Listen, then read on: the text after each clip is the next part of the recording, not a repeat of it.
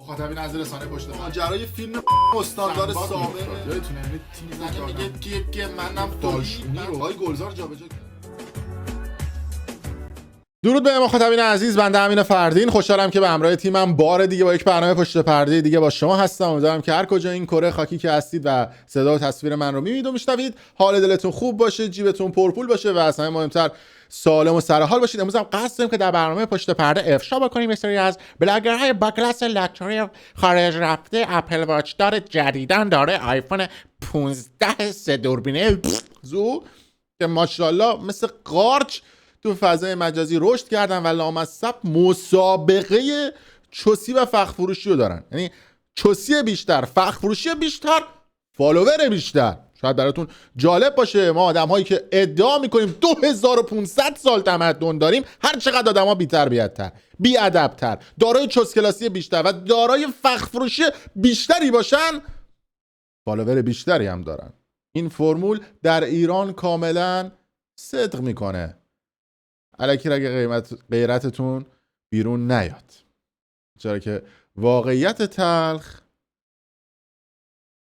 دیگه باید گفته بشه دیگه، تلخه دیگه، اما راجع به افشاگری داریم میکنیم و دیدیم دیگه. یعنی بلاگر یا آدمی که هیچ هنری نداره توی فضای مجازی داخل ایران یا بین کامیونیتی ایرانی لامصب هر روز مخاطبهاش بیشتر میشه. امروز هم در برنامه پشت پرده میخوام راجع به یکی از این بلاگرها، الهام حسینی، مامان پانیز، این دختر بچه صحبت بکنیم که قبلا هم صحبت کردیم، اما سوژه اصلی شاید این آدم نباشه. حالا راجع به خیانتی که کرده و اینا صحبت خواهیم کرد، اما موضوعی که وجود داره این هستش که میخوام یه عده‌ای که این افراد رو الگوی خودشون تو زندگیشون میدونن که آره یه آدم توی سوشیال مدیا فعالیت کرده، تونسته موفق بشه، فالوور تونسته بگیره و ما هم راه این آدم رو دنبال بکنیم، مثل این آدم میشیم، باید بدونید که تهش میشه خیانت. این الهام حسینی، مامان پانیز، که همون اوایل سال 93-94 بچهش آدم خوشبیان شیرین زبونی بود، خوب میتونه صحبت بکنه، جملات قلمبه سلمبه گذاشته بودن تو دهنش و این بچه میگفت یه تعقیب توقی خورد، زارت معروف شد و هم دنبالش کردن. این دنبال کننده برای اینا تولید ثروت کرد و این آدم های حالا نمیخوام از یه واژه بد استفاده کنم، به حال دیگه پول در آوردن دیگه، میخوام بگم واژه مثلا یادا گشنه بدبخت بیچاره دیگه، به حال خدا دوستشون داشته، شاید هم حالا یه اتفاق دیگه ای باعث شد که اینها معروف بشن، دنبال کننده بگیرن و تا جایی پیش رفتن که خدا رو بنده نبودن. البته هم کارما پس کلشون رو میگیره به زودی ها. حالا بشینید و تماشا بکنید. اومد با تولید محتوای چرت و پرت کردن و نمیدونم انواع اقسام این صحبت ها اصطلاحاً شروع کرد معروف شدن و تبلیغ گرفتن. استوری میگرفت قیمت 170 میلیون 180 میلیون، من نمیدونم قولک شما دکترید، نمیدونم دانشمند هوافضایید، والا دانشمنده هسته‌ایش هم تو ایران 180 میلیون تومان در ماه درآمدشون نیست که شما برای یه استوری 180 میلیون میگیرید. به هر حال با اینا کاری نداریم. این پانیزه مامانش به واسطه خودش معروف شده، این پسر هم خود دیگه همه پشمکتر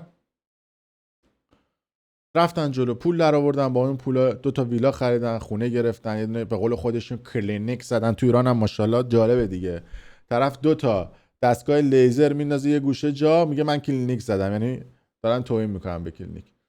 خلاصه این مامان پانیز خیلی شیک و مجلسی این شوهره رو دور زد و رفت با میثم ابراهیمی خواننده، این چهره، این خانم علام یا الهام حسینی، رفت با این خواننده. بعد این میثم ابراهیمی هم آدم به ظاهر مثلا مذهبی بوده، باباش اطلاعاتی بوده، از این آدم فروشا بوده که زیرا به خیلی از خواننده ها رو زده بود، اصلا خودش هم خواننده شد به خاطر این بوده که باباش اینو چپون به مسعود جهانی و با همدیگه باند تشکیل دادن، زیرا به اینو بزنه، زیرا به اونو بزنه، فلان کارو برای این بکنه، فلان کارو برای اون بکنه. خیلی از خواننده ها رو ممنوع کار کردن، خیلی از خواننده ها دهنشون رو سرویس کردن، مافیای موسیقی رو در ایران جلو بردن و رفتن جلو. همین آدمی که زیرا به خیلی‌ها رو زد و خیلی ادعاش میشد خیلی شیک و مجلسی، الان تو اون مملکت رفته با یه زن شوهردار با این اعلام حسینی ریخته رو هم و الان با هم دیگه رل زدن و حتی چند روز پیش هم این اعلام حسینی که استوری گذاشته بود به سطح تگ مخفی این میثم ابراهیمیه رو تگش کرده بود و یه شعری هم براش نوشته بود که صبر قلبم سر اومد و نمیدونم من عاشقتم و دوستت دارم و دلم برات تنگ شده. از اون طرفم خود این الهام حسینیه یه دونه جدیدن هم گردنبند انداخته، یه دونه ام انداخته گردنش، همون اسم میثم ابراهیمی هست. این میثم ابراهیمی هم دیگه نگم براتون دیگه، از این است که فیتیش پا داره. مثلا چقدر من تا یه مقداری دیروز راجعش صحبت کردم، چقدر دخترها اومدن گفتن که آقا اومده دایرکت ما، اونه که میگه با من بود، حالا دیگه به هر حال این تیپی بوده دیگه. البته قبلا خیلی آدم مذهبی بوده و توی خانواده مذهبی، الان هم برای این الهام حسینی شرط گذاشته، گفته که دیگه بعد بلاگری و فضای مجازی رو بذاری کنار. اونم برای همین رفته کلینیک زیبایی زده که دیگه مثلا با هم دیگه ازدواج بکنن. البته خبر نداره که این آدم بزن در روه، یعنی مطمئن باشید که یه مدت دیگه زد، کارهای اداریش انجام داد، تموم شد، میره و بعد الهام حسینی فیلش دوباره یاد هندستون میکنه و چند تا استوری و غم و قصه و گریه و زاری و عشقم و فلان اینا برمیگرده با این شوهرش. الان فعلا به پول رسیده و باید عقده هایی که قبلا داشته رو جبران بکنه و اون عقده ها رو پر بکنه. اصلا بعد روانشناسی هم داره دیگه. به هر حال شما یه سری عقده ها دارید، شاید دوست دارید مثلا چیز کلوفتر یا چیز متفاوت‌تر رو تجربه بکنید که تجربه نکردید شاید قبلا یا ندیدید. به هر حال میخواد بره دوراشو بزنه، الان تو فاز دور زدن است و فکر میکنه که این آدم که حالا اینجا عکسش هم داریم با اسب سفید اومده که ایشون رو ببره و خوشبخت بکنه، اما خبر نداره که این آدم فازش چیز دیگه است. اما همه اینا رو گفتم به این نکته توجه کنید که این بلاگرها رو نکنید الگوی خودتون. یه عدهشون که زندگی‌هاشون فیک و همه زندگی‌هاشون اجاره، بعد دیدید این بلاگرها زرت و زورت میزان، اینا تمام سیسمونی، تمام نمیدونم خرج زایمانشون و بچهشون و خرج 10 سال بچهشون از فضای مجازی در آوردن. من نمیفهم یه عده فازشون رو میگن که ما اگه بچه بیاریم روزیشو خدا میده. کجا روزشو خدا میده؟ تو بعد چون مبارک رو تنگ بکنی بری کار کنی. روزشو کجا خدا میده؟ خدا درو میزنه میاد میگه داداش این 5 میلیارد براتون. نه عزیز من، با این حرفا خودتون رو گول میزنید. طرف پول نداره نون شب بخوره، پول نداره خرج زنش رو بده، بعد زرت میره بچه میاره، پول نداره خودش برای خودش بره اشغال بکنه. تا موقعی که آقا مخاطبایی که دارید منو میبینید، خانوم ها، آقایونی که دارید منو میبینید و مجردید و اونایی که متعلید قطعا حرف من رو تایید میکنید، تا وقتی پول نداری خودت عشق و حال بکنی و تو خرج شبت موندی، نرو زن بگیر. چون الان که کارمای اون زندگی میگیرتت که آدم دیگر رو بدبخت کردی، تا آخر عمرت به بدبختی میگذرونی و هیچ وقت پیشرفت نمیکنی. و اون خانومی هم که میگه که آره این آدم موفق میشه روزیشو خدا میرسونه، با این حرفا همدیگر رو گول نزنید. این حرفا مال 50 سال پیش بود که تورم نبود، همه چی ریلکس بود، ایران شبیه سوئیس بود. الان روزی رو بعد خودت به دست بیاری، اونم اگر بخوای به دست بیاری تو ایران یا بعد رانت بکنی یا بعد دزدی بکنی یا بعد پارتی بازی بکنی یا شانسی اگر استعدادی داشته باشی. غیر از این حالت‌ها هیچ حالت دیگه برای پولدار شدن تو ایران وجود نداره اگه تا الان پولدار نشدید. بعد طرف تو خرج خودش مونده میره زن میگیره. حالا میگیم یه ذره خرج خودش و زنش رو به دست آورده، میاد این بلاگرها رو میبینه میگه اینا نمیدونم بچه دار شدن و فلان، اینا ما هم بریم بچه بیاریم.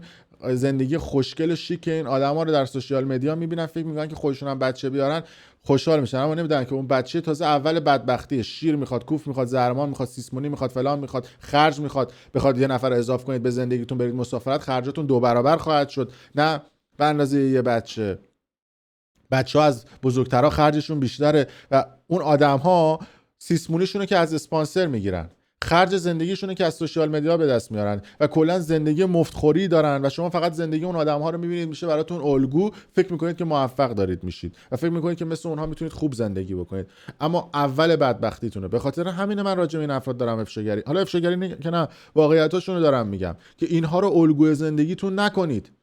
اگه خرج 2 نفر رو درآوردید زن بگیرید. اگه خرج 4 نفر رو در آوردید برای خودتون بچه دار بشید. وگرنه اگه این مسیر رو برید اول بدبختیتونه، اول بیچارگیتونه، اونم با وضعیت گرونی نمیدونم کرایه خونه و خرج زندگی و هزار تا کوفت و زهرمار دیگه. خدای نکرده اگه براتون یه اتفاقی بیفته، مشکل درمانی پیش بیاد، براتون به فقر و بدبختی بیفتید، هیچ کسی نیست زندگیتون رو جمع بکنه. با این جمله که آره من روزیمو خدا میده، آره نمیدونم خدا روزی رسونه، خدا بله روزی رسونه، خدا بزرگه، خدا کریمه، اما با خدا هیچ چیزی جلو نمیره، مخصوصا تو مملکت نفرین شده ایران که هر روز داره از هر سمتش یه بلا و بدبختی اتفاق میفته. برای همینه که میگم آقا اگه شوهرت یه کارمند معمولیه، اگه همراه زندگیت و شریک زندگیت یه آدمیه که تا الان نتونسته برای تو یک رفاه نسبی رو فراهم بکنه، تو رو خدا تحت فشار قرارش نده، توی منگره نذارش که آره فلان بلاگه برای سالگرد ازدواجش فلان کادو رو خریده، حتما تو هم بری از شوهرت آیفون 15 بگیری. خودت هم کون مبارک رو تنگ کن، یخچال خالی کن نباش، تو هم برو کار کن مثل شوهرت، پول در بیار، تو هم شریک و همراه همسرت باش و باش کار کن و اون دختره که میره بلاگر میشه همراه همسرشه، پول داره از سوشال مدیا در میاره و همراه اون دارن پول در میارن و این کار انجام بده، ببر جلو و 2 نفری کار بکنید.